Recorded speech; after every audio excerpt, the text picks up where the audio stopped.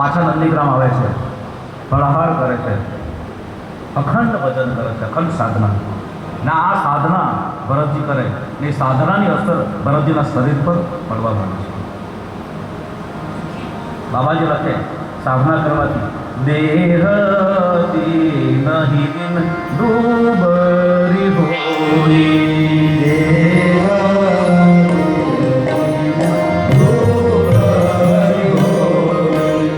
ભરતની કાયા ડૂબળી થવા માંડી, કૃષ થવા માંડી, પણ એ બહુ વધવા લાગ્યું. દેહતી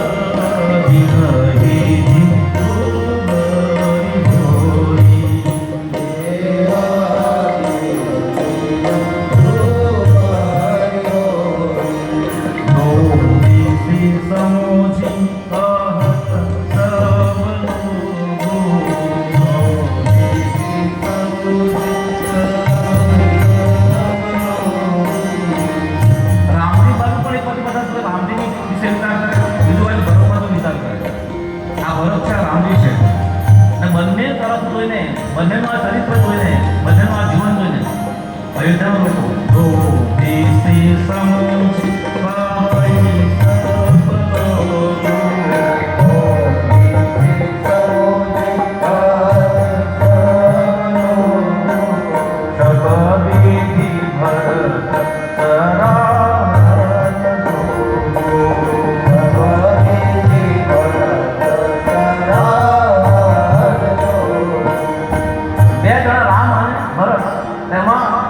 બધી રીતે ભરત વધારે પ્રશંસાના લાયક છે.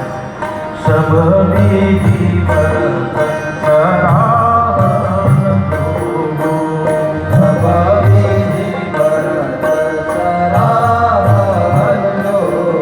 અદભુત તત્વ છે.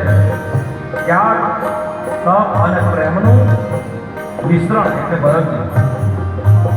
સબદીજી ભરત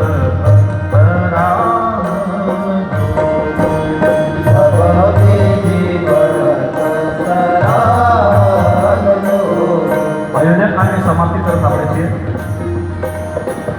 તુલસીદાસજી આજે લખે છે અયોધ્યા કાળમાં ભરત ભરતને પુષ્પ ચડાવતા સિય રામ પ્રેમ પિયુષ પૂરન હોત જન્મ ન ભરત કો મુનિ મન ગમય યમ સનતન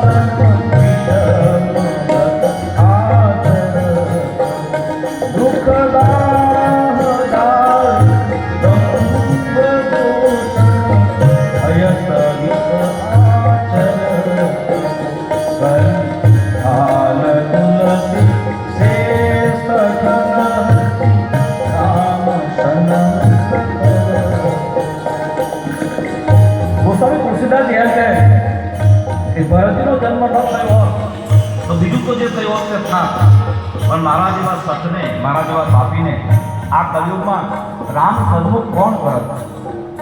તુલસીદાસજી કહે ભરત में સદગુરુ है. આ રીતે ભરતજીની આ કથા જે પ્રેમથી સાંભળશે એને સીતારામના ચરણમાં પ્રેમ ઉત્પન્ન થશે અને સંસારના વિષયોમાં વૈરાગ્ય આવશે. આવી રીતે આશીર્વાદ આપ્યો છે. તો આવી રીતે શ્રોતાઓને આશીર્વાદ આપી રામચરિત માનસનું બીજો કાંડ અયોધ્યા કાંડ તુલસીદાસજી ભગવાનના ચરણોમાં અર્પણ કરે છે. ઇતિ શ્રીમદ રામચરિત માનસે સકલ કલિકલ વિધ્વંસને વિમલ વૈરાગ્ય સંપાદનો નામનઃ દ્વિતીય સોપાન અયોધ્યા કાંડ સમાપ્ત. શ્રી સીતારામચંદ્રાકર્મસ્તુ. ત્રીજો કાંડ અરણ્ય કાંડ એનો પ્રારંભ કરે. તુલસીદાસજી કહે ભરતજીના પ્રેમ